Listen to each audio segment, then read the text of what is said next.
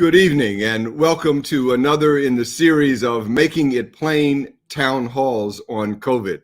My name is Dr. Reed Tuckson and I am a co-founding member of the Black Coalition Against COVID, and I'm proud to represent my colleagues, all of the inner city grassroots organizers in Washington, D.C., as well as our national affiliates, the 4 historically Black medical schools, Howard University, Meharry, Morehouse, and Charles Drew University of Medicine. Those 4 medical schools, along with the National Medical Association, the Montague Cobb Institute of the National Medical Association, the National Black Nurses Association, the National Urban League, and our partners who are producing this show, blackdoctor.org.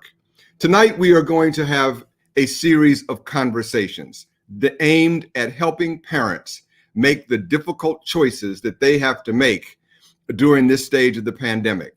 We will explore how parents make the decisions about whether to vaccinate their children up to the age of 12. And when, before long, we'll learn when the vaccine will be available for children under 12 and whether or not parents, how they will work through the decision about vaccinating children under 12 when that is available.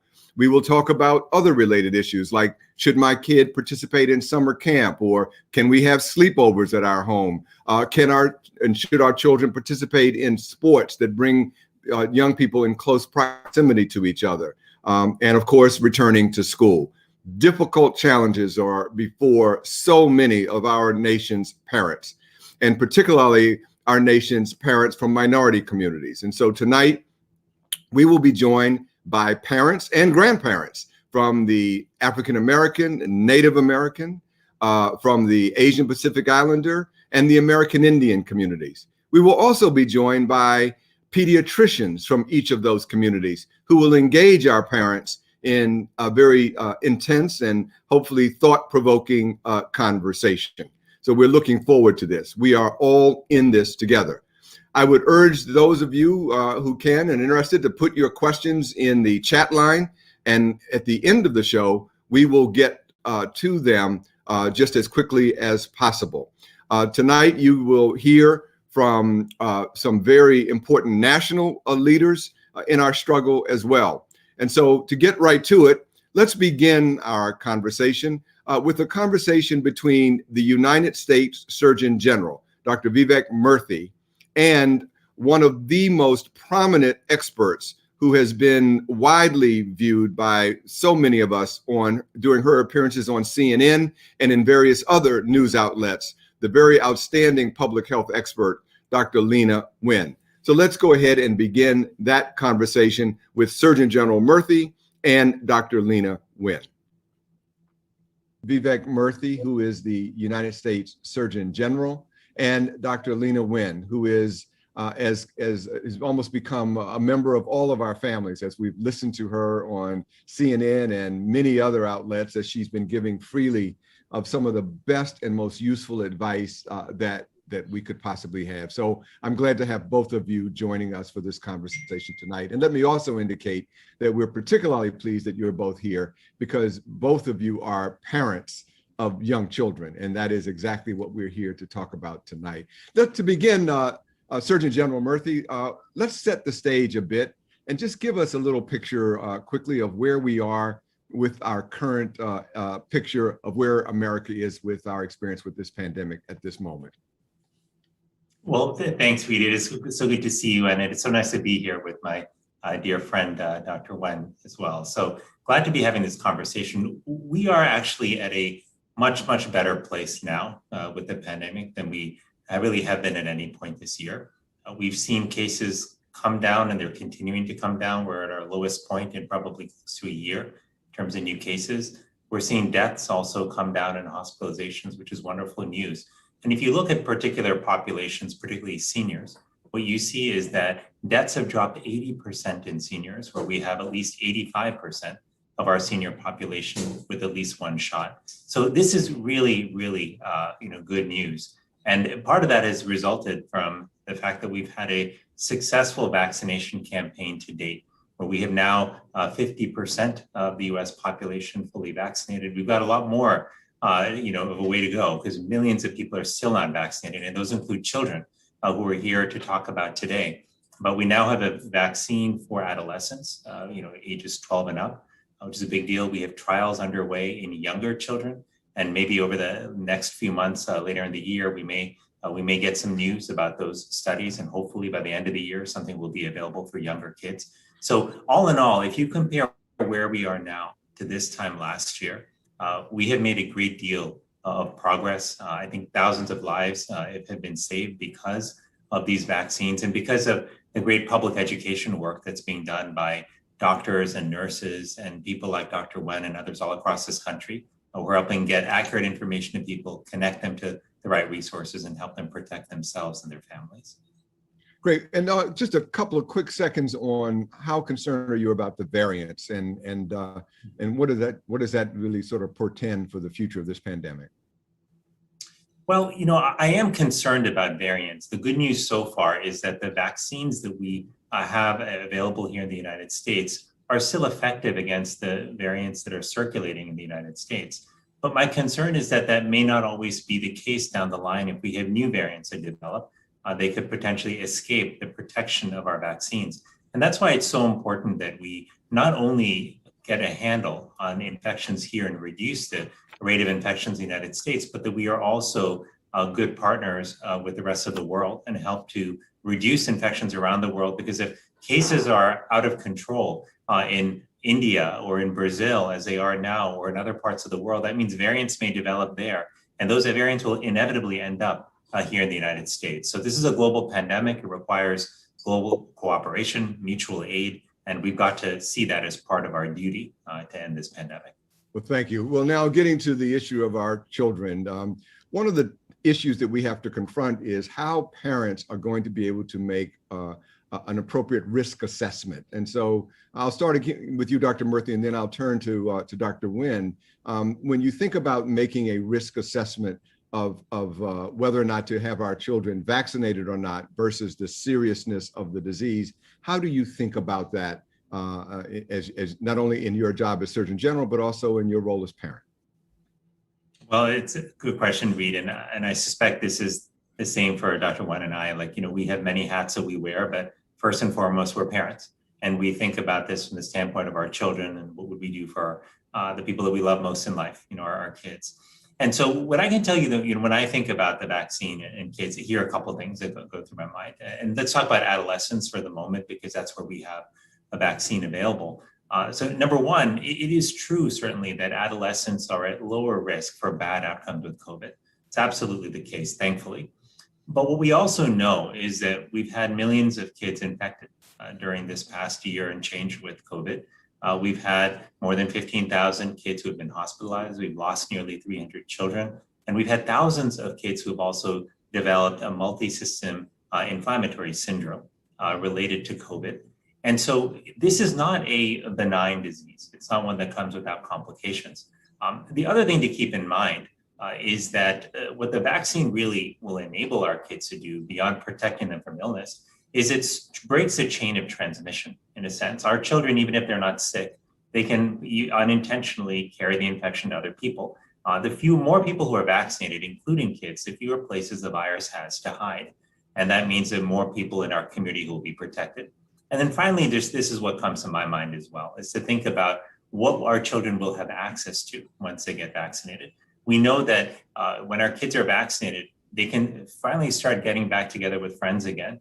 All the slumber parties, birthday parties, field trips, and other get-togethers that our children missed out on over the last year that were so important to their health, to their learning, to their well-being, those are now within reach again if our kids get vaccinated. So that's why, in my estimation, the vaccines are worth it for kids, for adolescents to take.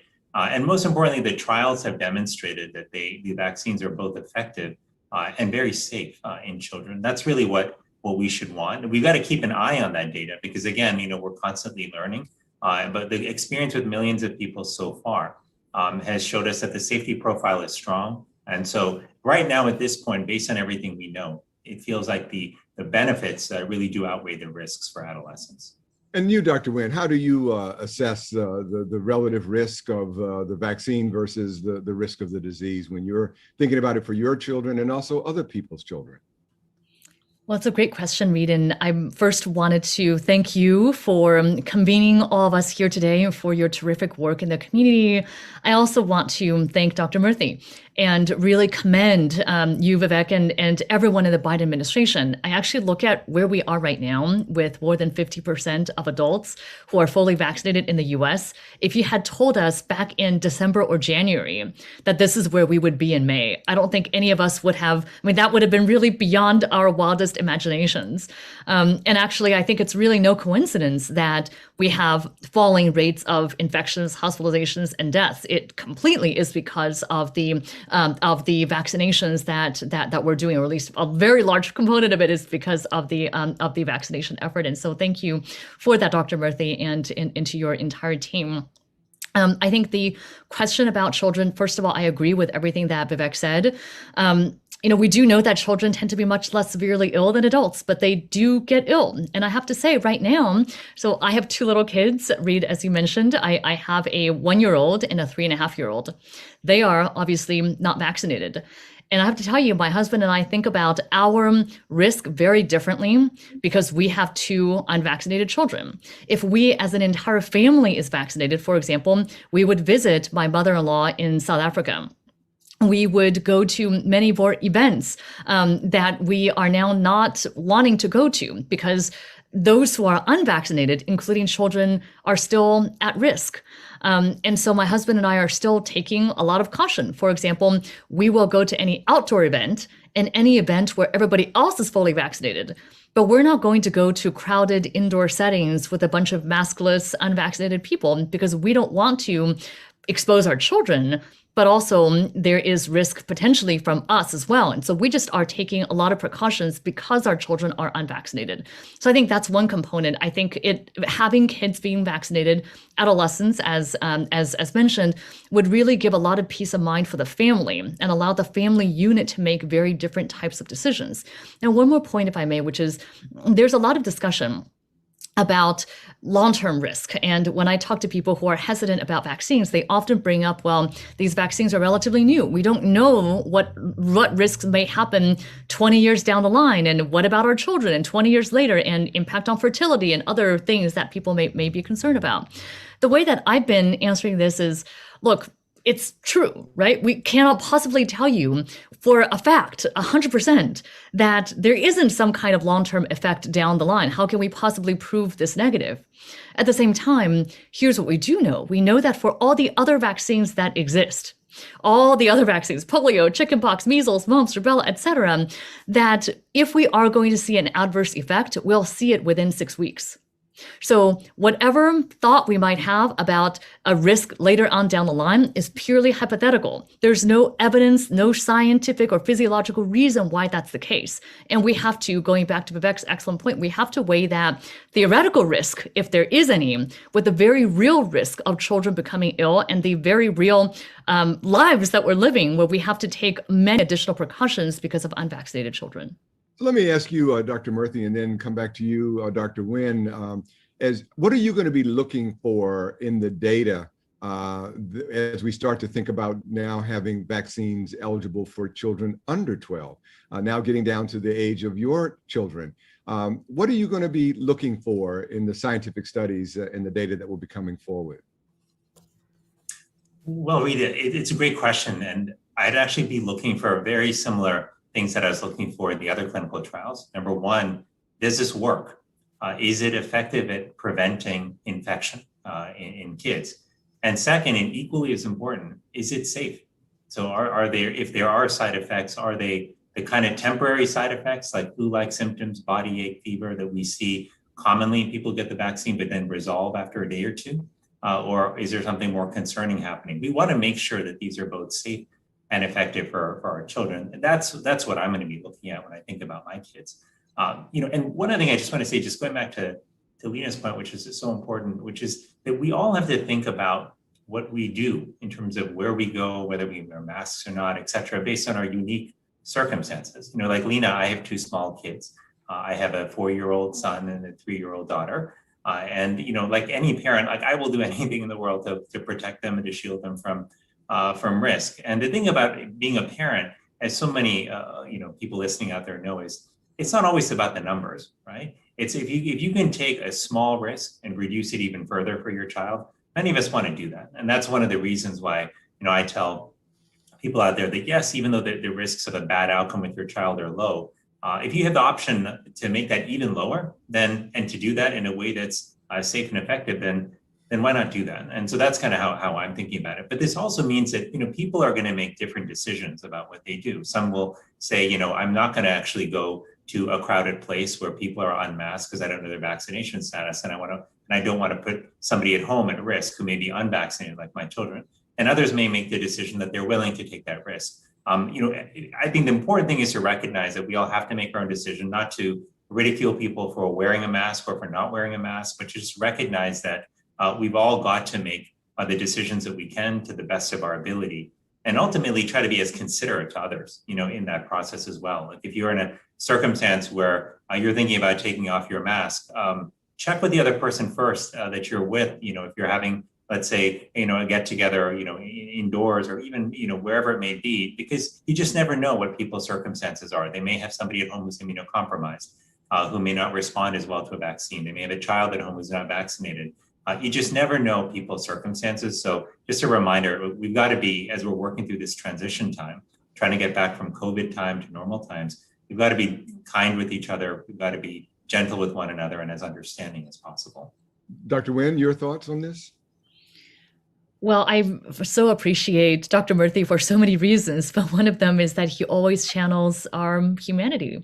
And I love what you just said about the compassion that we must have for one another and not making assumptions.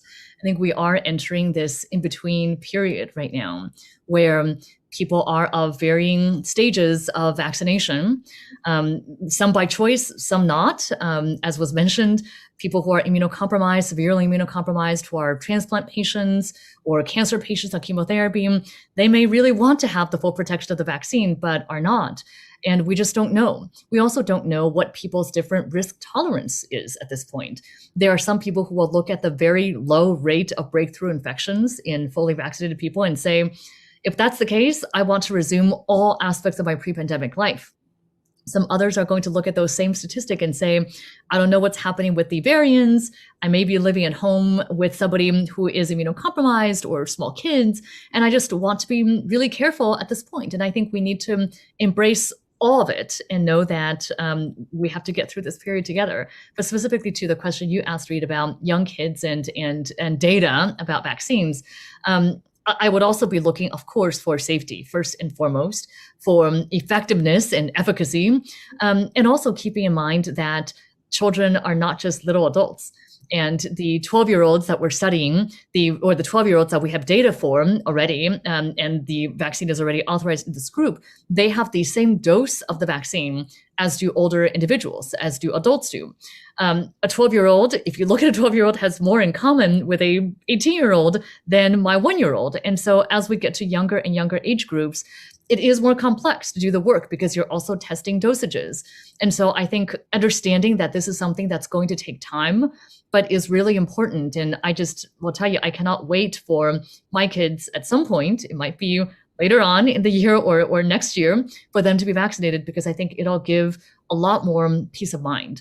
And I really, I hadn't heard Vivek you talking about it quite this way in the past, but I'm going to start using this as well, talking about how we as parents want what's best for our kids and being able to reduce a small risk.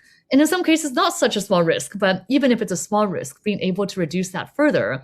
That's what we do for all other childhood vaccinations. I mean, how likely is it that your child today is going to get polio? Not that likely, but we take it to prevent it from happening. And I think we should be thinking about immunizations in that immunizations for COVID-19 the same way that we think about other childhood immunizations as well. Well, we have 1 minute left before I let you go. And so let me ask both of you. I'll start with you, Dr. Murthy, and then Dr. Nguyen. Just 20 seconds on somebody comes over to your house for this weekend because the neighbors are going to have a barbecue and they come into the house. How do you protect your kids?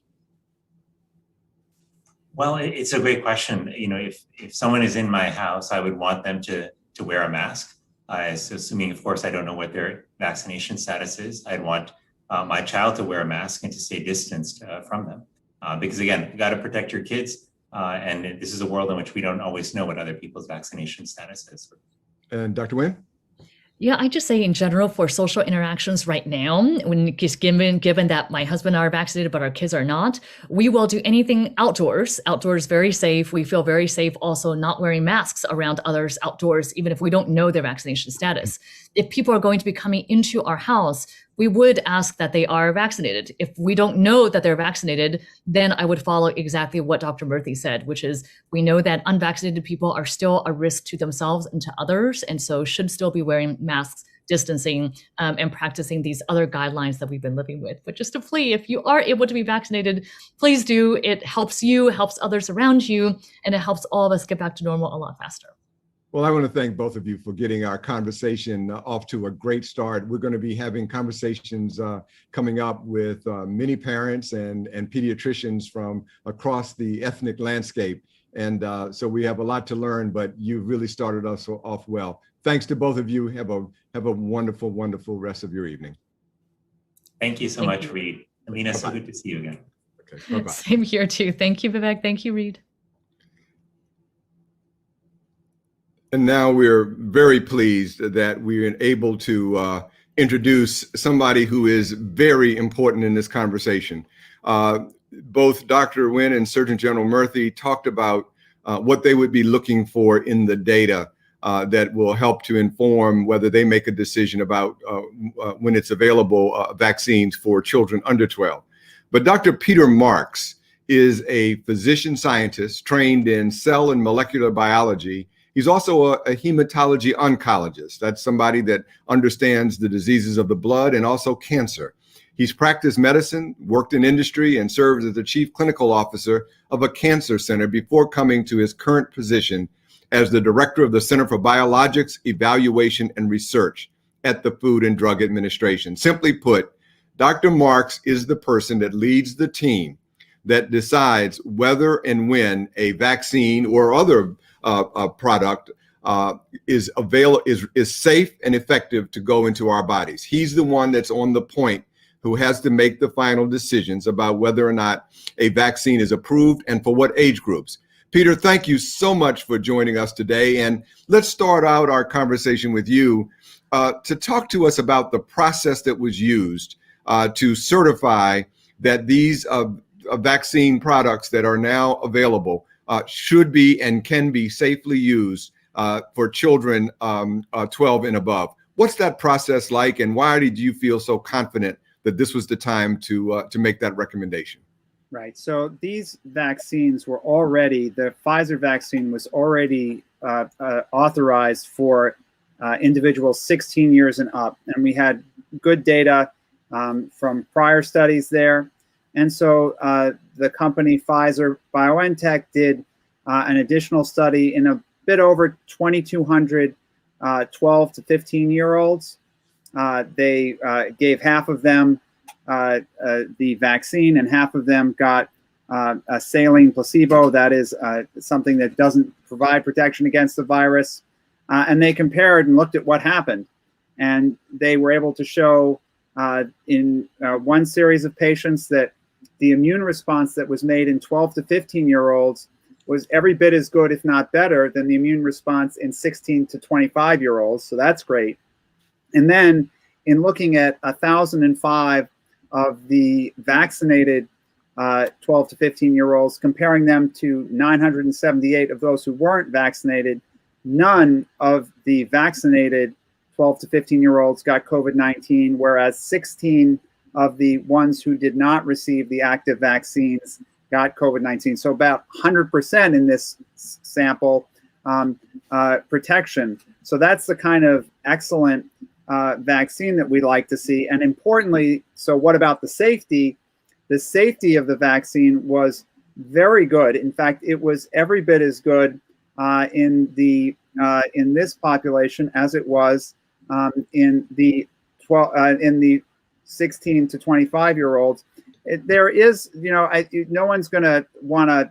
Everyone's going to want to make sure that people know what to expect. There is going to be some local discomfort in not everyone, but some are going to experience some local discomfort where the injection's given. And usually, about a day or a day to two after the vaccine's given, it's not that uncommon that people can feel a little tired, but that's something that goes away.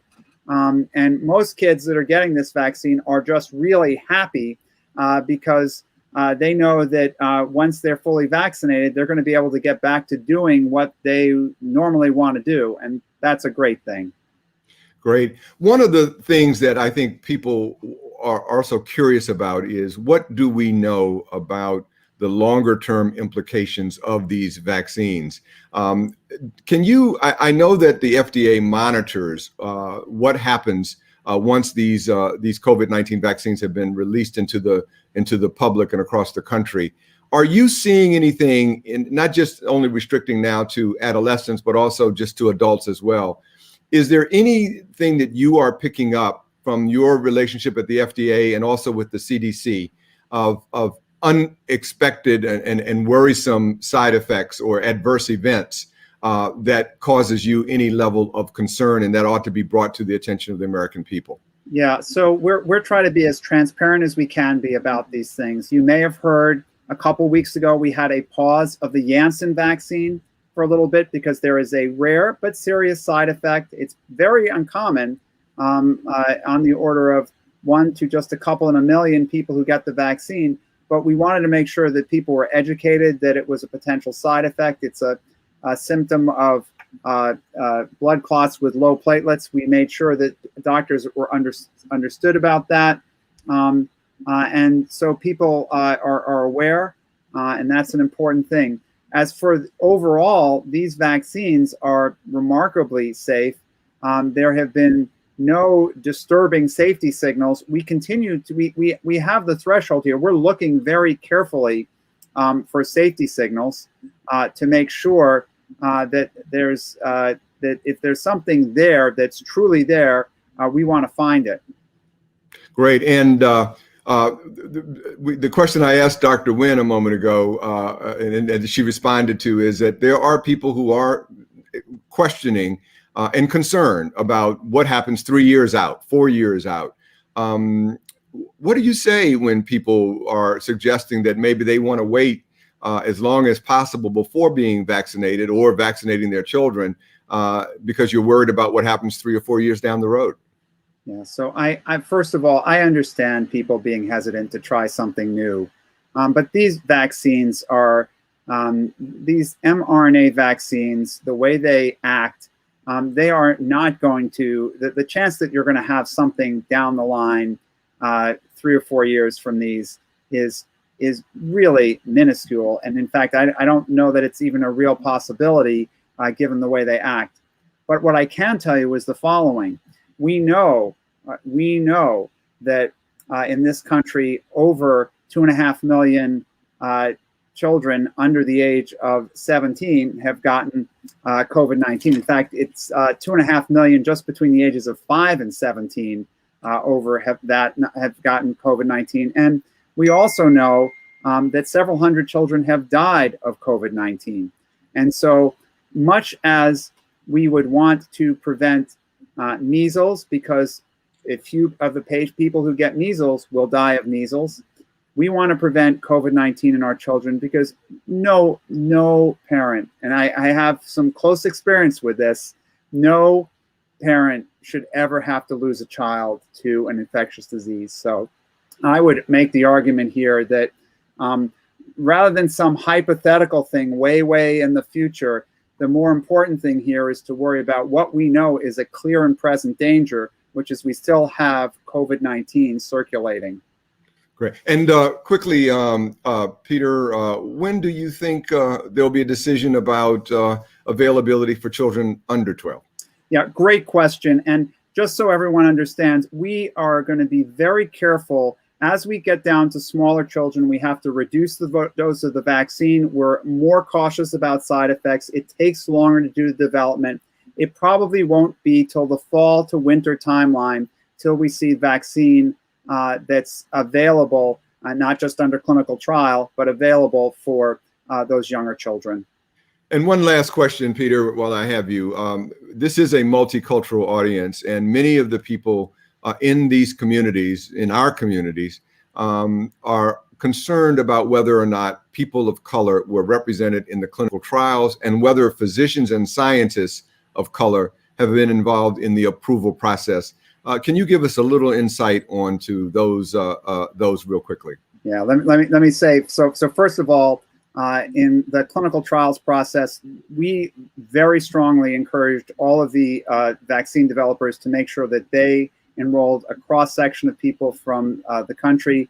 The Pfizer vaccine, both in the adults and in children, about 10% African-American individuals, somewhere on the order of 15 to 25% Latino, Latinx, and they even had representation of Native American people and Alaska Natives. So reasonable distribution there. And actually, we pride ourselves, and one of my it's so important to me that we had a very diverse group that reviews them internally, and our external advisory committee actually has a number of members from the historically Black medical colleges. So I think we find that to be very important. Well, Peter, thanks you for taking the time. You have always been a stand-up person. Every time we've called upon you, you have never hesitated to speak to our communities. And thanks for your leadership and your work, Peter, and take care and have a good evening. Thank you for what you're doing. Thank you. And now to get our conversation started, we came across a very interesting conversation that was broadcast on CNN recently. And this is just a 4-minute clip, but I thought it was a great way to start off our conversation with our pediatricians and our parents and grandparents. And so if we can cue that up and go to the CNN interview, I think it's a great way to launch our conversation tonight. AstraZeneca now plans to test its vaccine on kids as young as 6. And right now, Duke University is testing the Pfizer vaccine in 2,000 children between 12 and 15 years old. And one of those children is Caleb Chung, and he joins me now along with his father, who is also a pediatrician, Dr. Richard Chung. Welcome to both of you. Thanks so much for coming on to tell us your story. Thanks for having us, Pamela. So Caleb, let's start with you. How did this all come about? When did you get the vaccine, and how are you feeling right now? Well, earlier, I think in early December, my dad told me about the vaccine trial and kind of gave me some insight into how it would play out, and just him telling me about this really motivated me to participate in it. And so you've had both of your shots. How are you feeling now? I'm feeling perfectly normal. After I got my 2 shots, I felt a few symptoms for about like a day or two, and like some leg pain and arm pain and like some headaches. But other than that, not really much long term. So Dr. Chung, tell us, your doctor, your father, obviously, what went into your decision to let Caleb take part in this trial? Walk us through that process. Yeah, so like Caleb said, it was early December, and some of my colleagues actually at Duke, as was mentioned, are participating in the actual clinical trial site. And we had heard that they were moving the age group down to the 12 to 15-year-old age group. And so when I heard about it as a pediatrician, I mean, throughout the pandemic, we've been really advocating for kids to be front and center in a lot of the planning, and really ushering forward the vaccine as soon as possible for kids as well. And so, you know, as a pediatrician, as a physician, I was really excited when I heard that they were starting that. But I would say particularly as a dad, you know, I think throughout this year, I've seen Caleb weather the storm of this pandemic quite admirably. I mean, it hasn't been easy for sure. But it's been, you know, something he's gotten through. But I really wanted him to feel like he could do something specific. You know, it's a very disempowering thing, this pandemic, particularly for a 12-year-old kind of going through a very critical time period in life. And so this seemed like a really wonderful opportunity for him to do something to push back specifically. In fact, something that literally no adult could do for him, right? Only kids can make these trials work. And so I brought it to him. We talked about it. Took about a day to kind of think on it, and pretty quickly he was on board. So did it feel empowering to you, Caleb?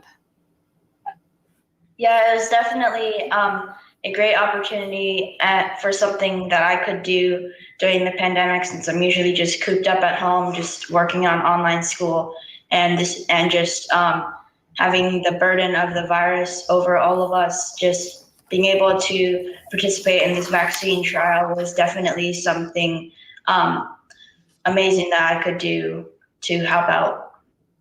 That's amazing. Were you nervous at all?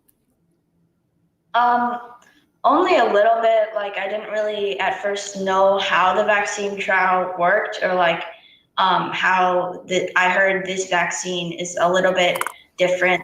Like, the trials were a little bit different, and the vaccine itself works a little bit differently than others in the past. But after studying up more on like the side effects and just how the things I would be required to do, I just decided to go ahead and proceed with doing the vaccine trial. Well, a very articulate young man who clearly understands that he's looking to do his duty, and very admirable. Well, now to begin our conversations with our pediatricians and our parents and grandparents, and I'm inviting Dr. Melissa Clarke in, who also helped me to moderate and participate in these discussions. I came across an important set of data the other day. Just a few weeks ago, the Kaiser Family Foundation did a survey of nearly 600 parents of children under the age of 18. And this is what they reported. 1/3 said they wanted their children vaccinated as soon as they were eligible. Another 1/3 were adopting a wait and see attitude. And a final 1/3 said that they would get their children vaccinated only if it was required by schools, or that they definitely would not get vaccinated. So quite a broad range of thinking and opinions and feelings. As we will explore with our panel, we have two panels that we're going to do this evening. And I expect that we will see a broad representation from our panelists as well, whose opinions and thoughts will probably span the full spectrum of those of that national study. Joining me now is Dr. Samira Brown. She is a member of the National Medical Association. She has over 10 years of primary care pediatric experience. She is the co-founder of Little Lives, PPE, and currently practices at Piedmont Healthcare in Atlanta, where she serves as the physician chair of the Diversity and Inclusion Committee. Also joining me is Dr. Kamal Shah. She is with the Association of American Indian Physicians. She is a general pediatrician working at the Lumi Tribal Health Center, where she provides primary care for American Indian and Alaska Native patients. Joining us also are parents, and we were happy that we are joined by Tabiti Boone, who is a parent and grandparent, Cathy Abramson, who is and her daughter, Laura Downwind. Cathy Abramson is the former chair of the National Indian Health Board. And also we are joined by Erin Camo, who is a mother of 3 boys. And let me start with you, Mr. Boone. I believe that you are a parent and you are a grandparent. What's on your mind as you start to think about the kinds of decisions that you have to make? Trying to get off this mute. You did it. You're off. You're off. Oh, I'm off of mute. You're good. Oh, okay. My button still says mute. Okay. Yeah. One, I've just been sitting and really enjoying this conversation. And I tell you, Dr. Tuckson, that the information I just heard, plus also talking with you a lot of this information is not being provided to a lot of families, including my own. So yes, I'm a parent, but my daughter is close to 40.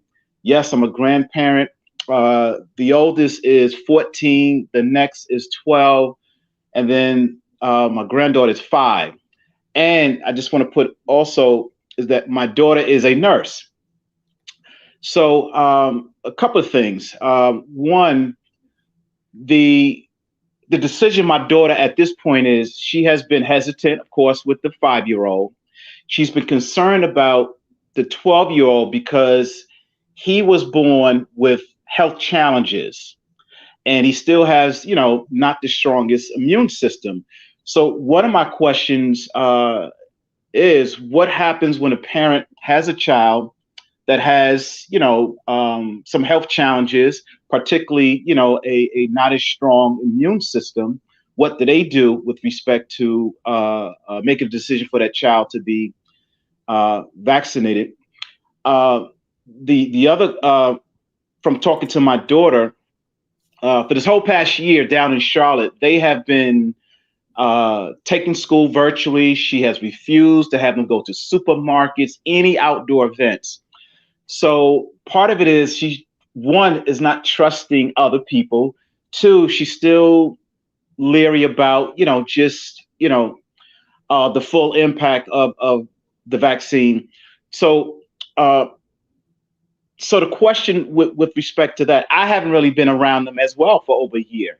So I still have to say is, how can I help my daughter in terms of her decision making? And let me also say this: I have my son-in-law, who's the father who lives in the home. He has been working as a truck driver throughout this whole pandemic, and he also has health challenges, and he has not taken a vaccine.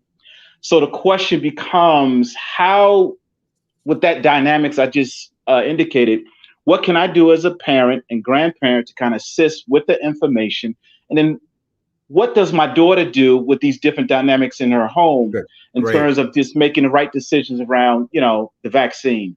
What a great set of questions to start us off. Dr. Brown, what happens when a child has a less than robust immune system already? Is this a contraindication for getting the vaccine? So currently, the only contraindication to getting the vaccine is if you're allergic to one of the components. So you want to talk to your pediatrician, and we would definitely recommend that you vaccinate those children, because they are going to be at potentially increased risk for the complications of COVID. And really, until then, and even sometimes after, just for safety, you can continue to mask, continue to distance, and try to find out as much as you can about those who are around you, if they're vaccinated, if you're not sure, it's always safest to assume that they're not and continue all those preventative measures. But vaccination certainly is going to be a key to help them have a level of immunity that they wouldn't have if they're first seeing the vaccine. And Dr. Shaw, I wonder whether you have, does this kind of question that Mr. Boone raises, is that common in your practice as well? And is your response similar to Dr. Brown's? Yes, that type of question is quite common in our patient population and the patients that I see in our primary care clinic. I think a lot of families are, every child has their own personal social history, medical history, and each family is unique. And so everyone has different questions depending on the unique situation of their particular child.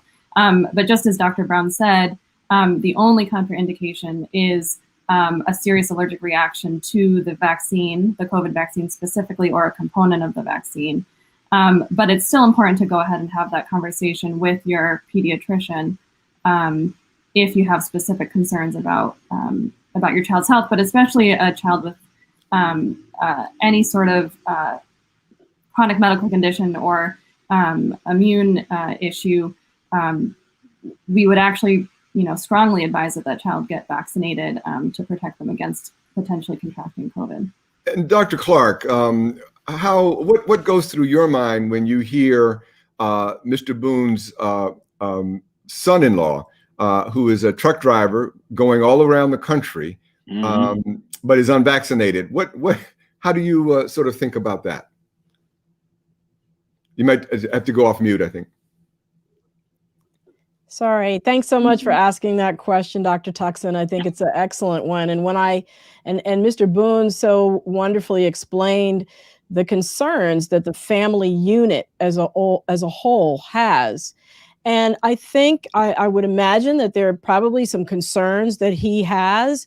Probably he may have gotten some information from friends or from social media that have made him be concerned, because certainly as a truck driver traveling across the United States, he's definitely at risk as essentially a frontline worker for being exposed to coronavirus and bringing it back home to his family. And, you know, I think as your daughter thinks through the questions for her children and making those decisions around her children, I would say, you know, I had a wonderful conversation with a 14-year-old. I have a streaming show called Excuse Me, Doctor, and I interviewed her. She lives in Ohio and has been going to hybrid school. And one of the points that she made was, as a child is in that age group, she's been very concerned about bringing the virus back home to her family. And one of the reasons she chose to get vaccinated early was to take that responsibility off her shoulders of constantly having to look over her shoulder and be concerned about whether her behavior would put her entire family at risk. And I think that our young people are actually being, in addition to the anxiety of the social isolation, they've also had to carry this burden about worrying about their older relatives. And so I would also put that in the mix too, as parents are helping their kids make the decision about getting vaccinated. Well, in preparing for this show, I had the great pleasure of meeting a most wonderful woman named Cathy Abramson, and her daughter. Now I'm meeting Laura Downwind for the first time. Cathy, I know from our conversation that you, as a grandparent, and then your daughter, have been working through this process as well. Talk about what this has been like for you all, what you've been trying to work through. Well, first of all, I'm a double transplant recipient with liver and kidneys. And so I've been, my family, when COVID first came around, my family was very protective of me and made sure they didn't come around. And my husband, I didn't go shopping or anything. My husband, actually, he has had a heart valve replacement too. So we're both compromised, but our kids were very helpful in making sure, you know, they would help us out in getting things that we needed. It was really hard on us because our family, as many Native, we're Anishinaabe in this community of Sault Ste. Marie, Michigan. Grandparents are a big part of the family, and they're either living with their children, or their grandparents may be helping raise their grandchildren. And so it was really hard because my grandkids are medicine to me. And so it was really, really hard. We would, like, around here, like, we just lived down the street from Laura and my grandkids, and after a while, after staying inside a lot, we would just walk down the street and stay. They had a bench set up for us, so we would sit on the bench, and they would be at the door, grandkids would be by the door, and we'd talk to each other that way. So and so as you take that story through, Laura, how do you then, because this is really, really powerful what Cathy is saying in terms of this intergenerational relationship. So you've got to wonder about the vaccination issues upstream for grandma and grandpa, and then downstream for your kids. What decisions have you made, or what decisions do you think you will make, or what do you want to ask Dr. Shaw that might help you in making that decision? So in the process of the vaccine being released to our community, so Native communities were very lucky in being some of the first, and Sault Ste. Marie, our tribe here, received them a lot faster, a lot quicker than some of the other areas. And so my parents were early on the vaccine list, and then they put it per they broke it down, our tribe broke it down per like elders, and then healthcare workers and necessary essential workers, and then they broke it down from there. So I waited my turn on the cycle to get vaccinated, and from there then we had more vaccines available, and I have a 16-year-old daughter, a 14-year-old daughter, and then a 7-year-old daughter. And I don't make decisions for my children without having their buy-in also, and with discussing it with them. And so they both decided that as soon as they were able to, they were going to get the vaccine. So my 16-year-old was able to get the vaccine in that first round. And now that it's open to adolescents, my 14-year-old also. I do have a little bit more concern when it comes to the younger ages, just because their development is a lot different. And so I do have a little bit of concern with my 7-year-old. But actually today's conversation and listening to the conversation prior to us really helped that unease I had towards the vaccine.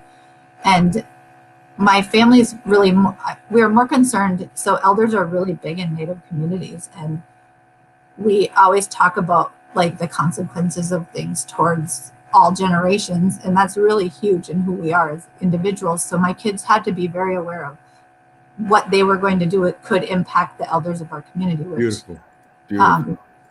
is very important. So all the decisions that we made are based on how they're going to impact not only us in our home, or even just my parents, but all of the elders in our community, because that's very important to who we are.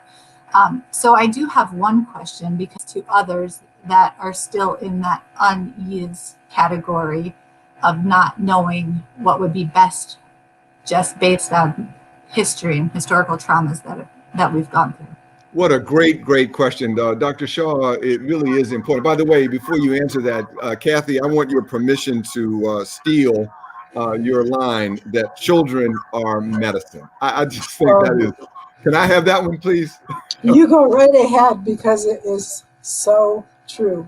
All right. Dr. Shaw, what do we say to, your practice is in the Native American community, and there is that historical distrust. What do you say to parents who ask the question that we just heard? Yes, it's a really prominent issue in the Native community and in other minority communities. I don't blame families who have that uncertainty, because there is that historical trauma, and they have reasons to not have a lot of trust based on what has happened historically in this country. I think one of the best the place that a lot of my families feel the most comfortable is in their doctor's office. And so sometimes those conversations with a primary care provider that you have a long-standing relationship with, that your children have maybe seen for several years, or a family doctor that you have seen yourself for several years, those kind of one-on-one conversations with your medical provider, I think, can help alleviate a lot of the concerns that people might have about the vaccine. I think it's really important, as we heard earlier, that people of color and minority communities were involved in the vaccine trials, and that physicians from those communities were involved in the vaccine trials. But I think it's important to validate people's concerns, because they are rooted in history, but to encourage them to have one-on-one conversations with their medical provider who they trust. That's great. And by the way, people can also feel free from the Native American community to reach out to the Association of American Indian Physicians or any of the other medical societies that are here today.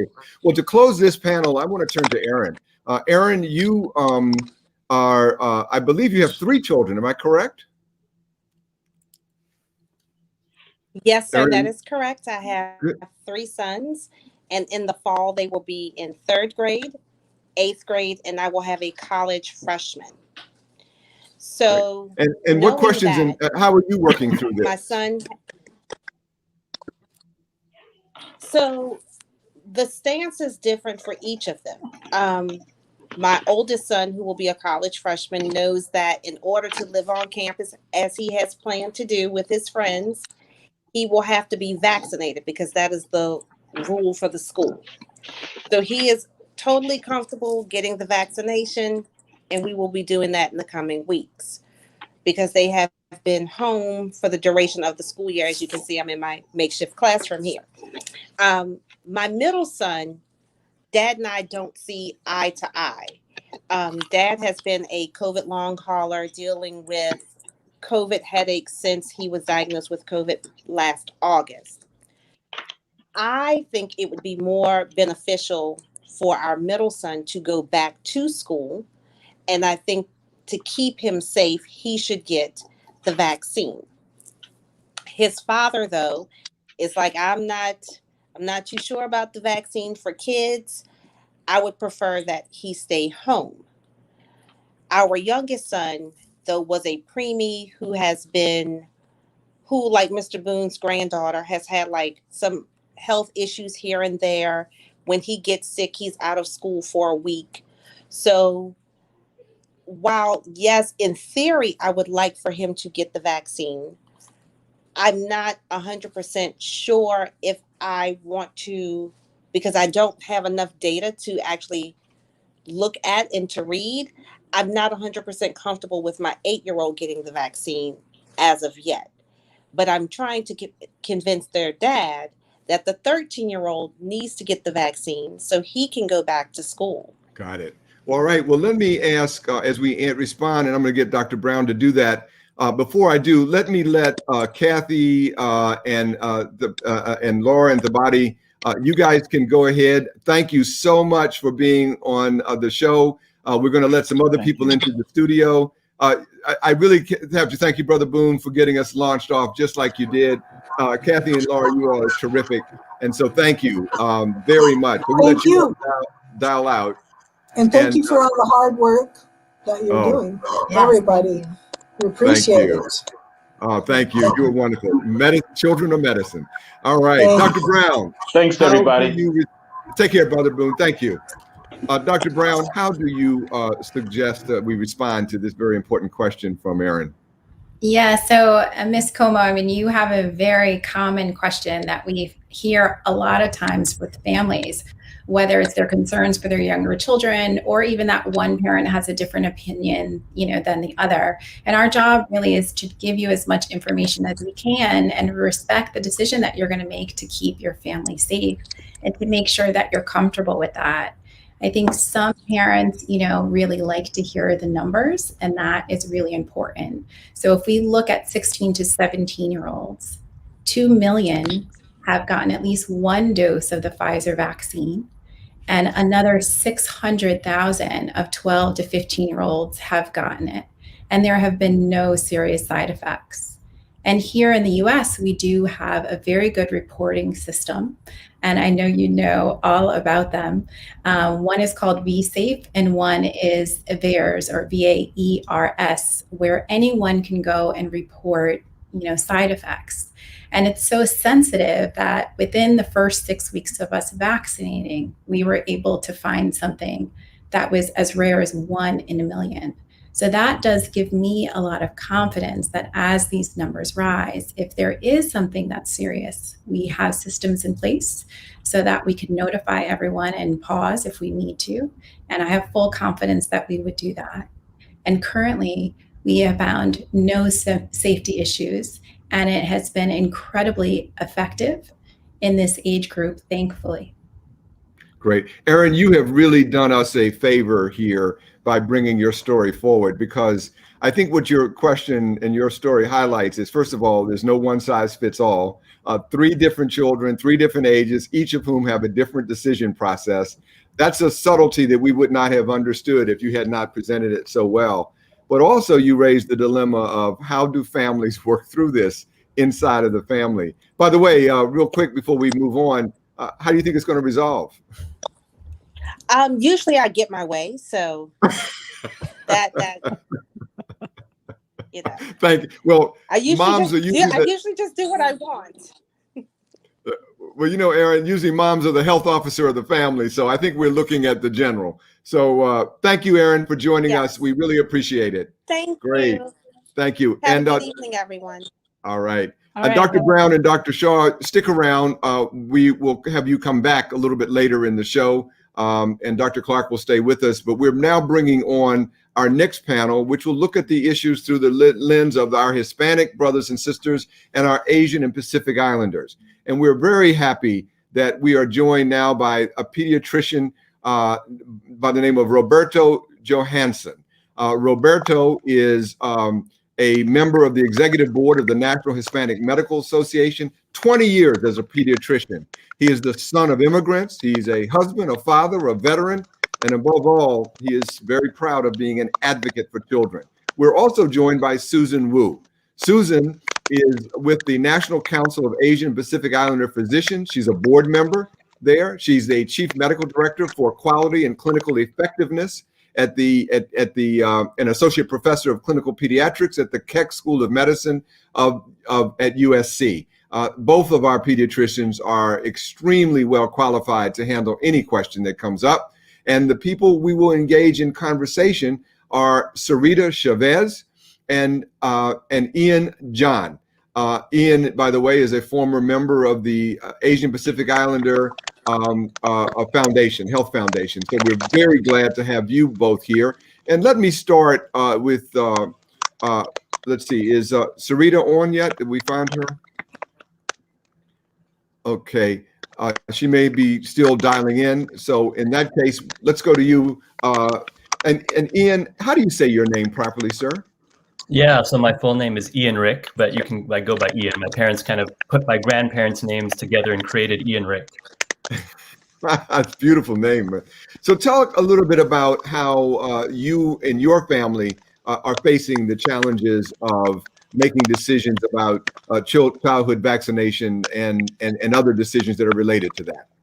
Sure, thank you. Thanks for having me join and address my questions today. So I live in the San Francisco Bay Area. I'm a father of 3 children. I have 2 boys, 14 and 11, and a daughter who's 8 years old. My wife is a healthcare professional, so she works in the hospital. She's out of the home working, and we're thinking about a lot of things. Obviously, this last year has been a lot of changes. Our kids started going in person to school about a month ago. And so, they're slowly transitioning back into being with their peers, which they missed so much of. And now we're thinking about as we go into the summer, what does that mean for summer plans? Our oldest son, our 14-year-old, he actually just got his first dose of the vaccine about a week ago. And then obviously our other 2 children are not eligible yet. But we're thinking about what does this mean as we move into the summer and, summer camps, how can our kids start interacting again, knowing that some kids are vaccinated and others are not? What kind of combination meetings can we have with other families and friends? And so those are all some of the things that we're trying to consider as we, move into the summer and think about, the vaccination issue. How difficult was it for you, Ian, to be able to make that decision to get your kids vaccinated? Was that difficult? Was it challenging? Did it invoke a lot of conversations within the family? Yeah, so I think, for us, it was a fairly easy decision. My wife being a healthcare professional, very pro-vaccine. I myself also working in the healthcare field, kind of understanding the importance of vaccines. So for us, it was a pretty easy decision, I would say, within our family. I do know that, other families are struggling with the issue. I've had friends where they talk about, it's not really been, tested yet as in kids. There's not that time element to see if there's issues that might come up in children. So I've heard that from some of my, friends and other family members. But for us personally, it was a fairly easy decision. I think the biggest challenge will be when it is available for our younger children. My second son hates getting shots, and so I think that's going to be the biggest challenge for us. But for us, it was a pretty easy decision, and our son was also very open to getting it. He really wanted to get it because he knew that meant that would open up a lot of opportunities for him to do things that he missed out on as an 8th grader. He missed his basketball season during his 8th grade year, which he was really sad about, and he'll be starting high school next year. And so, he sees it as an opportunity to just open up and do more things if he is able to get the vaccine. Dr. Wu, what are you seeing in your patient population in the Asian and Pacific Islander community? Are you facing a number of your patients and families that are struggling with making on how to make this decision? Yeah, I think it's been very mixed. As you know, the Asian and Pacific Islander community is very heterogeneous, right? And represent a lot of different ethnic backgrounds. About 2/3 of Asian and Pacific Islander families have speak a language other than English at home and have multi-generational families, and about almost 2/3 were born outside the U.S. So I think we see a lot of sort of intergenerational conversations going on. I have spoken with families where there's one parent who is not sure and the other is on board, just as we heard previously. But more often than that, I'm hearing from our families that that the kids are ready and the kids want it, and the parents are a little bit less sure. That intergenerational conflict, as I mentioned. So I think a lot of it has been trying to get families together, in the pediatrician's office and getting them to have a conversation together so we can get everyone's questions answered and feeling comfortable. Great. Ian, let me come back also to you for a minute. We heard earlier the question around, or the issue was raised of distrust in the community. And I know that you have been working as a community health advocate for a lot of your adult life. Is this a major issue in your community as well? I mean, I think there is this distrust based on, especially, in certain Asian and Pacific Islander population, there has been a history of, just things that have happened in the past where there's some suspicion among certain communities about what can happen, with data that's collected on our communities. There has been, as Dr. Wu mentioned, the Asian Pacific Islander is such a diverse group from so many different countries representing many different languages. But I think the background for certain groups, there has been things that have happened in the past. We think about Pacific Islanders and how there was nuclear testing done on certain islands, and some of the ramifications of that for people participating in research even now, and hesitation in many communities. So I think those kind of issues do come up when we talk about vaccine hesitation, looking at what has happened to our communities in the past, and how that plays into people's decisions on now, should I get the vaccine, knowing that some of these things have happened in the past for many of Asian Pacific Islander communities. And Dr. Wu, one more question for you. This sense of intergenerational issues that we heard in the last panel, I don't know if you were able to hear some of that conversation. When you are counseling your parents, are those elements also brought into your exam room? Yeah, absolutely. I think there's a lot of sometimes internal conflict about, in many Asian Pacific Islander families, that is similar to what we heard before, that the family is the most important unit, right? It's doing what's best for the family. And, sometimes we also have to make sure that we discuss that this is, I think there's a lot out there that, vaccinating children is we're just doing that so we can protect elders, which is true, but it's also true that the vaccine helps kids as well, right? It protects children, it protects everyone. So I think trying to talk to kids and make sure that they know that this will help them get back to school, back to normal, back to camps. And, as we heard before, that there are serious short-term and long-term consequences of getting COVID infections, but it also will protect the family as well, and those that are vulnerable and those that perhaps can't get the vaccine or whom the vaccine is less effective in the immunocompromised population, for example. Does that help, by the way? I mean, when you sort of raise these issues that the family is all in it together, does that help to convince those that may be on the fence or be unsure that maybe there is a responsibility that you have to each other? Yeah, absolutely. I similar to Ian, I have 3 children as well. They're 5, 8, and 11. And unfortunately, my 11-year-old doesn't turn 12 until January. So we're all lamenting that. But my 11-year-old thinks of it as, he just got a new baby nephew who's only barely 3 months old and really loves the baby so much. And just the thought of potentially bringing home an infection from school that would make the baby sick it's just devastating for him and everyone. So really, I think talking about it in terms of protecting all of us as a family has been very helpful in getting the message across.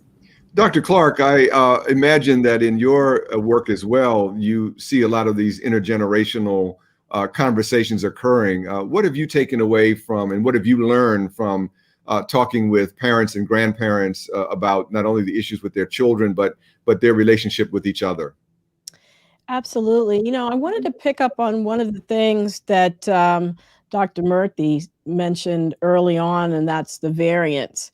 And one of the concerns that I think as the healthcare community that we have and that we're communicating to parents who might themselves be concerned about getting vaccinated is that if you don't get vaccinated, that those people, your family unit, your community, your coworkers, your church family, if you don't get vaccinated, you are potentially a reservoir for where a variant could develop that might be affecting the children in your family who might be at risk, the elders in your family who might be at risk, your church community, etc. And so that's one really important thing. And then I also want to pick up on something that Dr. Wu mentioned about young people being more vaccine accepting than their parents. And when you think about it, it kind of makes sense because they have been the ones who have, you know, children don't have as much agency over where they go and what they do. And so when their school is closed, they pretty much are on lockdown at home. They're not making the decisions that they can't participate in sports. The sports team is making that decision, right? And so by getting vaccinated, it's giving them agency once again to re-enter society. And they see it very clearly, I think, as a way forward. Whereas we as adults, you know, feel that we have more choice in terms of the restrictions that have happened to us this past year. So I think it's a really important point that, you know, for our kids, this is a way forward to get back and re-engage and, you know, miss and get back to what they've really missed out on that may be hurting them in terms of their mental health as well as their maturation process. Well, I'm glad to welcome Sarita Chavez into this conversation. And I know that, Sarita, you have also been grappling with all of these issues inside of your own family. Talk a little bit about what you've been experiencing at this moment in your world. You have to take off mute, unfortunately. Okay, the biggest issue here at El Paso, we have been resisting to the vaccination. Many of the parents think the vaccine has been developed very, or is very fast. That is the issue we have. For me, it was no question about get vaccine to my son, get myself, and it's a better way to protect my family, the people that I love, mostly my family, my friends, and also is the opportunity to open the door to my son and do this fight outside, but with friends, assist to or everything that we do is not able or is opening that door. Obviously, we're gonna need to use masks. I feel that for him, he's asking me, "Mom, when is my second vaccine? When is my second vaccine?" And he's already gonna have this Saturday. Oh my goodness! So again, wondering. So you know, I wonder, did we lose Roberto? Oh, there we are. Roberto is there. Roberto, how often is it rare for you to hear a story like with Sarita where she's got one of her children that is basically saying, when is my turn? I mean, the kids are the ones pushing the family as opposed to the family pushing the kids. Is that common in your experience? I would say that it is. Oh, I think we may have lost Roberto. We'll come. We'll come back to that. Dr. Wu, let me come back to you. Are you finding that your office is, and your practice with your colleagues, are you getting a lot of patients asking you questions about whether or not they should immunize their children, or is this something that is top of mind, or is that, even though the vaccines are available, is this something that people are really not talking much about? What are you hearing? Yeah, I'm getting a lot of questions about it. A lot, especially with the new expansion to the younger age groups. And I'm working in the hospital setting, so we have a lot of patients and families with special needs. And I think there's a lot of questions about whether or not the vaccine is safe or effective, and if they should get it, even when they feel otherwise, that the parents feel comfortable getting it. So it's something that we have to talk. It's really a one-on-one conversation that we're having with everybody at every opportunity to talk about it and to answer questions and to reassure folks that this has. I heard again, right? The number one question is, was this rushed through? Was this something that was were things skipped? And we continue to emphasize that the way I describe it is they've had this technology, they just needed the blueprint. So it's like you have a factory that makes cookies, and you make chocolate chip cookies with a chocolate cream, and now we're gonna shift, and we're gonna make ones with vanilla cream now. And so we've got everything in place. We just need the recipe for that part, and nothing was skipped. And and the piece part of it is, because there was so much COVID infection around, they were able to do the trials faster, right? Because in some of the previous vaccine studies where you have rare diseases, you've got to wait many years, a really long time, to see if it works or not, because the disease is just not around. But because there was so much COVID, we were able to do those studies much faster. And so I think those are a lot of the conversations that we're having. That, and as I mentioned, reassuring people that there's no contraindication to the vaccine, even if you have a chronic condition or are on immunosuppressive medications, you can get it. It's safe. It's just, as long as you don't have an allergy to one of the components, where we are encouraging every eligible child to get it.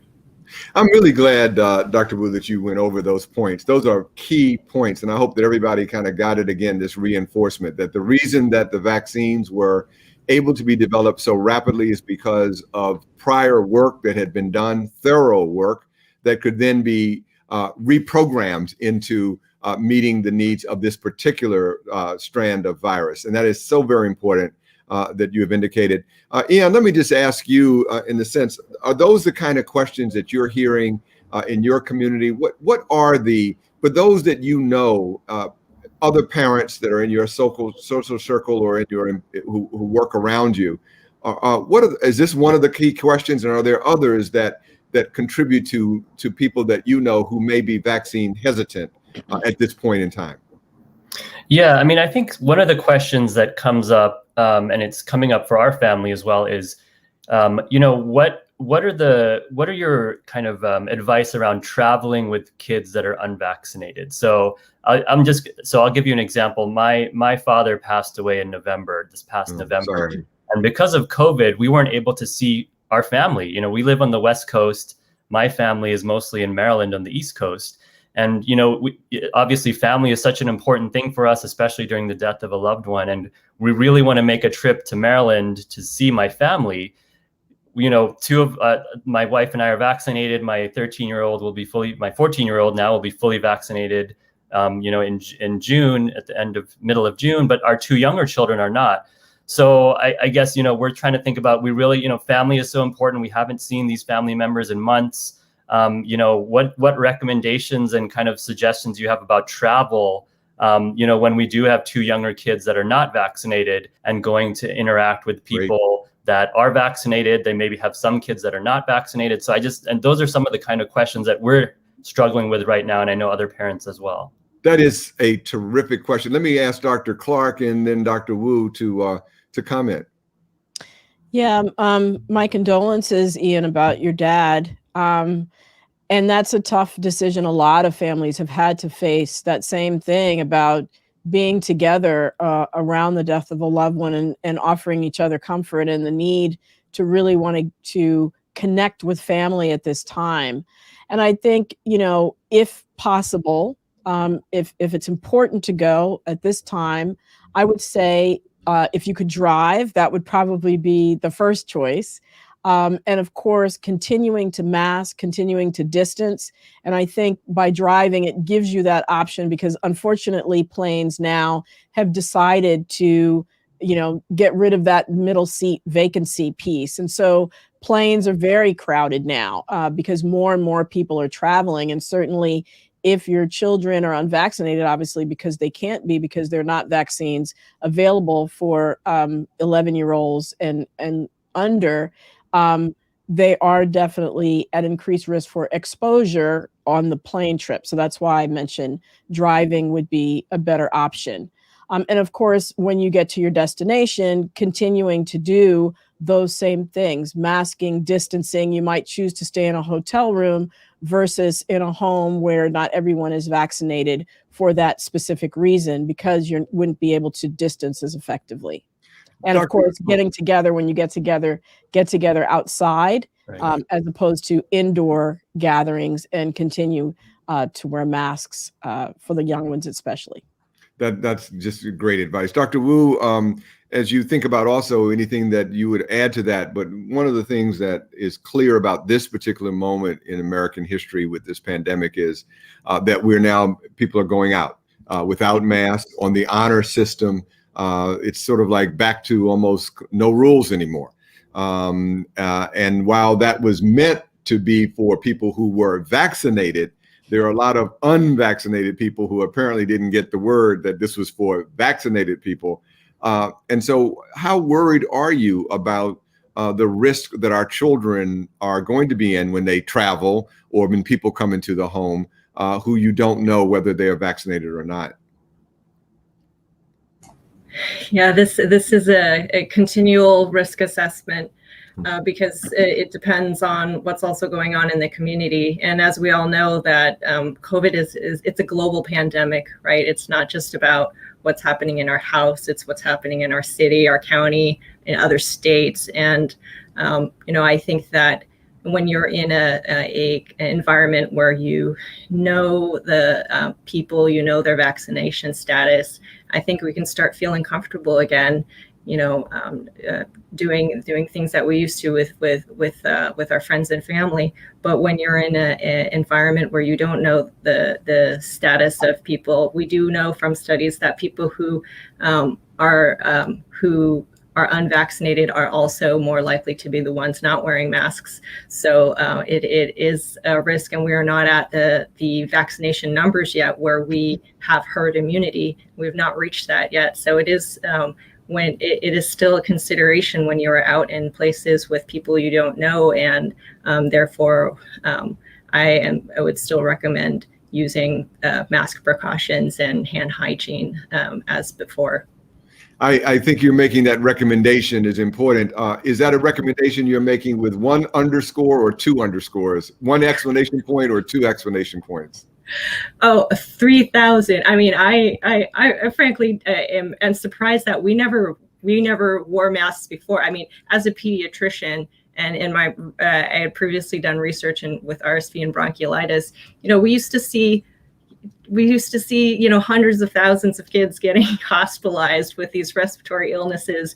And it's been shocking because this winter, our asthma hospitalizations are down, our pneumonia hospitalizations, bronchiolitis, all these are down because of masks. So we know that they work. And I, for one, would think that they're great, even beyond COVID. And yeah, absolutely. If you don't know vaccine status, and if you're going to be close by in proximity to folks who you don't know their vaccine status, until we achieve a community level where the risk is low enough, I would still mask. Right.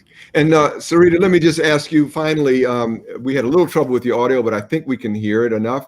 Do you have one other question that you would like to ask our physicians, or is there an issue that you are struggling with in your community that you want to raise as a challenge that has to be worked through? Well, I just spoke with some of my friends to have kids to ask them what are your questions. One of them told me something very interesting. Which symptoms you must be aware of as parents before your child gets the vaccine. That's something that they asked. And the other question that has been asked is this vaccine a good vaccine for people that have been born premature? Incredible. I never think about premature kids, but they are asking that for premature kids. And something that I don't know how to explain, but they are asking me how many people die after they get the vaccine. I know it's nobody, but they ask me that. How many people die after they have the vaccine? I know. That's the question that is a great question to ask. And so let me turn to Dr. Clarke and have her help us to answer. How many people, or is it a common thing for people to die after getting the vaccine? This is a common concern out in the community. It's as a result of getting the vaccine, a direct connection, almost zero, a very, very, almost zero. But what I think the concern is Dr. Brown from the previous panel had mentioned the VAERS database. And in that database, we see all the reports of anything that could possibly happen to you after getting the vaccine, whether it was related or not. So that database does contain reports of individuals who have died, but after taking the vaccine. But one thing to keep in mind is people who've gotten car accidents or stubbed their toe, things that are totally unrelated clearly to the vaccine are also in that database. So we have to be very clear that we're not seeing increases in deaths of people after getting the vaccine, which is what that database helps us to see. So no is the answer. It's very safe. We know that to be the case. And I think I also heard a question around prematurity. Did I also hear that as well? Yeah. So I think, again, for those individuals who have been approved to get the vaccine, 12 and older, if you if you were the result of a premature birth, right, and you're now 12, if you have any residual underlying conditions as a result of that, getting the vaccine actually helps to protect you, and that's not a contraindication to getting vaccinated. We know that individuals who have underlying lung conditions or underlying heart conditions that may have resulted from prematurity are at an increased risk from COVID-19. As we know, one thing that hasn't been said yet is that children in Black and Latino and Indigenous and Pacific Islander communities have died at higher rates than children who are white.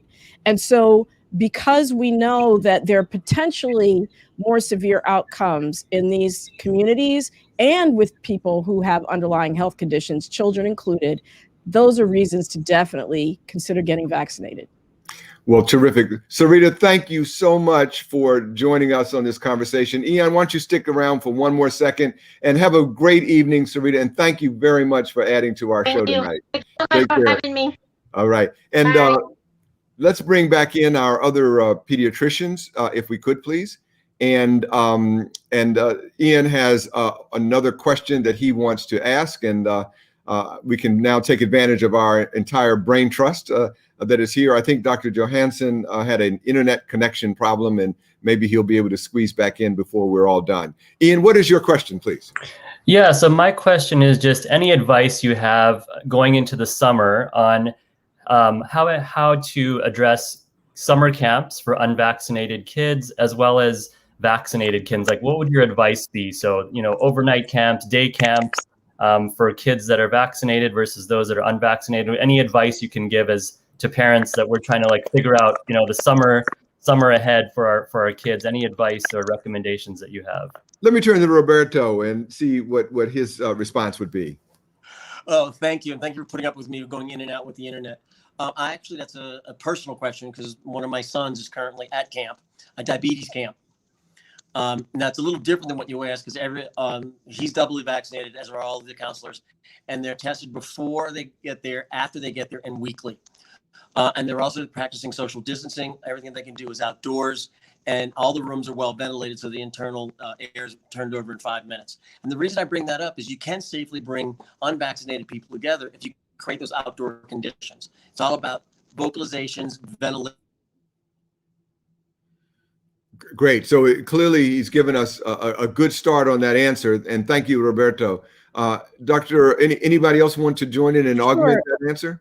Yeah, there was actually a study done at a summer camp last summer in Vermont where they put kids who obviously were unvaccinated into pods. They were very strict about social distancing, staying with your pod, wearing your mask, hand hygiene, and they really had absolutely no transmission of SARS-CoV-2. They also tested people before they arrived at camp and tested them periodically during the camp. So it can be done safely. And I would really encourage parents who are considering sending their kids away to camp to ask about what are the COVID protocols that are in place, because it can be done safely, but you really need to be clear about all those things, plus the ventilation, which I think is one thing that Dr. Roberto was saying as well. Great. Ian, I think you got your last question in, but if you want one more, you get another one. It's up to you. No, that's really helpful. Thank you so much. That's really helpful as we try to make all these decisions about travel and kids, summer camps and things like that. So thank you very much.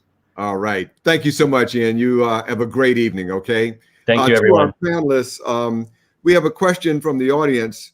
Again, and let's just review some of these we've covered, but the more we cover them, the better it is. And the question from the audience is, what are the potential long-term effects of COVID in children, even if the initial illness is mild or asymptomatic? And let's start with Dr. Brown, if you would, and then we'll go around. So we know that most children are going to have either mild or asymptomatic disease, but particularly in our communities, amongst brown and Black children, they can certainly are going to be at more risk for the complication called MIS-C, or multi-inflammatory syndrome, in children. And that is a post-infectious complication that even kids who have had asymptomatic disease can have.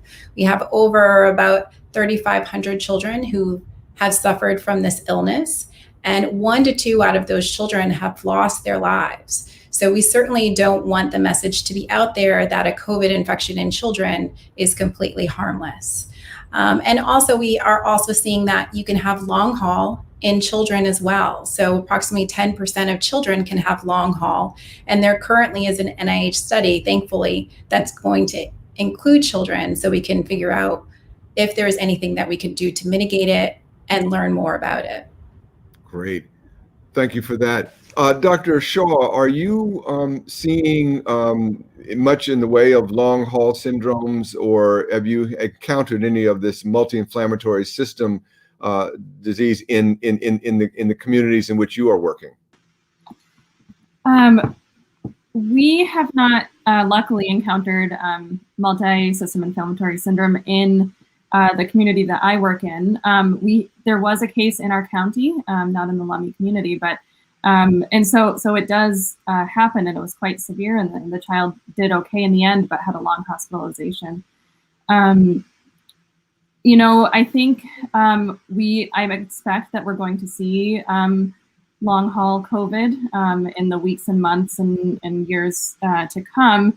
What I have seen in some children who had pre-existing conditions such as asthma, a worsening in the weeks and months after having COVID-19. I've seen a worsening in the severity of a condition such as asthma.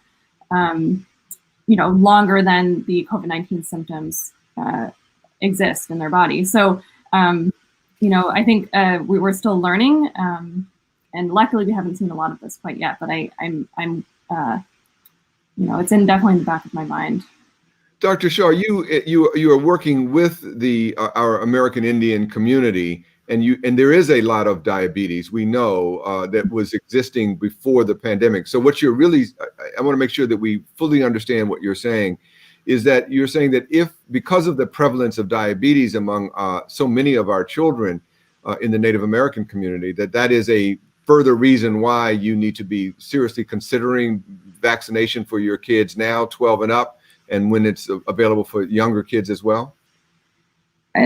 Not specifically diabetes per se. There is a high rate of diabetes type 1 and type 2 in the community that I work in. I think any child with a chronic medical condition such as diabetes or such as asthma may be at more risk for having long-term symptoms after having COVID-19. Good. There's a question from the audience. What guarantees that this will not cause immediate or long-term issues? And I think they mean it being the vaccine, and who covers them? I don't know if anybody knows the answer to that question, is that if there is a long-term illness that results from vaccination, is there a way in which that gets handled economically in terms of paying for their care? Has that come up for any of you in your practice? Okay, looks like maybe we don't know the answer to that one, but what we do know from, Dr. Clarke, I'm sorry. Yeah, I was going to say, I don't know that there is a vaccine compensation program, but it's important to note that because of the Affordable Care Act, we are able to get insurance that will cover complications regardless of whether we have a pre-existing condition or not. So I think that's important to keep in mind, but the specific answer to that question, I don't know, but I did want to definitely mention that. And I think it was very well. Oh, I'm sorry, Dr. Brown. I also wanted to say that, the children who are in the study currently are going to be followed for an additional 2 years. So it's not like the safety studies are over. This is something that all vaccines that we give every single day in our offices are studied on a regular basis for their safety. So this is really just the start for the COVID vaccine, but it will go as long as we have to give it, we will be looking at its safety. And let's also remember the context here and again, this is what we started to show off with, was this idea of how do parents make a risk assessment? A lot of people that I talk to, and it's probably happened with you all as well, that they look at the risk of the vaccine as if there was nothing other going on, and that there wasn't a pandemic that has already killed 600,000 people almost, and 3 million around the world. We've learned earlier today that 300 and plus children have passed from this disease. We've talked about the long haul syndrome. We've talked about multi-inflammatory system disorder in children. And so what we're also asking and realizing that parents and grandparents that are listening in tonight, you have to make these decisions about safety in comparison to also becoming ill with the disease. And so it's not like you're in a situation where you're already living in an isolated bubble and there were no problems, and then you take a vaccine. No, you're taking the vaccine because you are concerned about the consequences of the vaccine, which are very real. The other thing I wanted to add to Dr. Tuckson is, as we mentioned before, the side effects or the effects of a vaccine, all the vaccines that we've ever seen, all take place within the first 6 weeks. And we've had over 2.5 million children vaccinated now between the ages of 12 and 15. And we're not seeing those effects happen.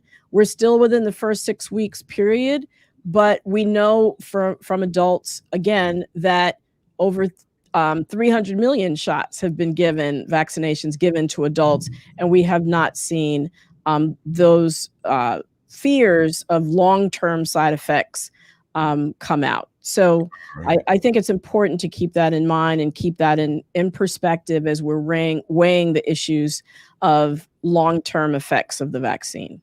Well, let me turn to our last question before we close out the evening. And that question is, one that is so very important. Should I wear a mask when around my grandkids when we're in open rooms if I'm not vaccinated?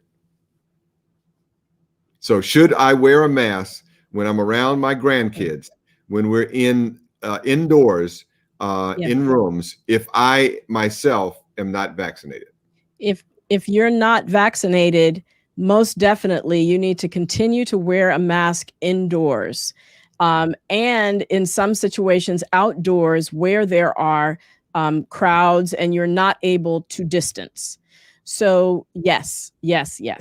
And Dr. Wu, if I'm vaccinated, but the grandkids are coming over to the house and they're below 12 and therefore not vaccinated, what do we do then? Yeah, that's a really good question. The vaccines are very, very effective, but that said, it's not 100% still. There's still a chance, they're 94 to 95% effective, depending on which vaccine you received. And we do know that kids do spread COVID. And so I think depending on what the prevalence is in your community, and if you're indoors and if you're in different households and have different contacts, I think that is something that to consider. I think I would if I was in a high prevalence area, but I think that as things get better, as we get more people vaccinated in the community, and those rates start coming down, then it would be safe at that time. Any additions from you, Dr. Shah or Dr. Brown? Yeah, I think it does depend on individual family factors, but I will say for myself, I have an 11-month-old. All of the adults in our household were vaccinated. Once my parents were vaccinated, I finally had them come and visit. So obviously my son is not vaccinated. All of the adults in the household are, and we're taking precautions outside of our household. And so I felt comfortable with them coming into our home unmasked and being around my unvaccinated child. Well, thank you all very much. This has been a very interesting and important conversation. To all of the families that are out there, we really do appreciate how hard these decisions are. These are not easy decisions to make. And so it requires you to ask the right questions and get the right answers from people that you can trust. The reason that the 4 medical societies have come together to produce this program, the National Medical Association, the medical societies that are dedicated to the issues of the American Indian population, to our Hispanic population, to our and to our Asian and Pacific Islander population. The reason these pediatricians have come here tonight is because you need to know that these issues are important, that you have the right and the responsibility to ask questions. It's okay to ask questions. It's the right thing to do to have questions. But please do not take the answers to those questions from Pookie on the internet, from somebody that you don't know who's just spouting off whatever nonsense that comes to mind. Please go to trusted sources. The CDC website is a trusted source, one that all of us rely upon very heavily. CDC.gov. They're easy to find. The answers are there. The data is there. Go to and reach out to the medical societies that are populated by physicians and other health professionals who represent your community, with whom you may have a confidence and trust. But so please do that. Of course, we here at the Black Coalition Against COVID do hope that you will make the decision to become vaccinated. We certainly need to get more of Americans vaccinated before these variants spread any further. This is a flat out race to the finish line. And we hope that we can win the race and that the virus does not win the race. But above all, no matter what you do, if you are not vaccinated, and we wish you were, please make sure you're wearing your mask. This is not the time to be going out into the world unprotected. It is a frightening proposition, and we don't want to see anyone else die unnecessarily. Our last word is that there is a clinical trial that is ongoing now for studying college students and trying to understand whether the vaccines are protective for stopping the spread of disease, not just the vaccine that is going to keep you protected from not getting seriously ill or dying from the disease, but to try to learn more about whether or not the vaccines are also preventing the spread of the disease.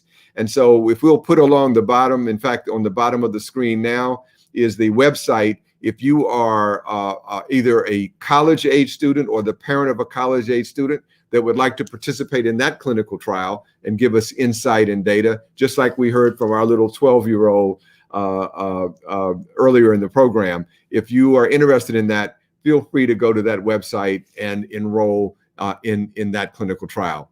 Well, thank you all for joining us. Thanks to all of our guests, for our pediatricians. Thank you for our sponsors. We particularly want to thank and appreciate those who brought our parents to us. We want to thank HHS, Made to Save, the FDA, the American Public Health Association, the Alliance for Disease Prevention and Response, the Indian Health Board, the Association of Asian Pacific Community Health Organizations, the Asian and Pacific Islander American Health Forum, the Health Alliance Network, Mexico Indigenous Community Organizing Project, and Salud America. We are all in this together. Let's protect the health of each and every one of us, but above all, let's protect the health of our children. Take care. Have a good evening. Bye-bye. COVID's put life on pause for so long. I'm all about protecting what's mine. So when my doctor says COVID-19 vaccines are safe, effective, and taken by millions, I can trust that. And now that everyone 12 and older is eligible, I'm talking to friends, family, everybody about the real facts and how they can get vaccinated. Life is waiting. Let's press play and get on with living again. We can do this.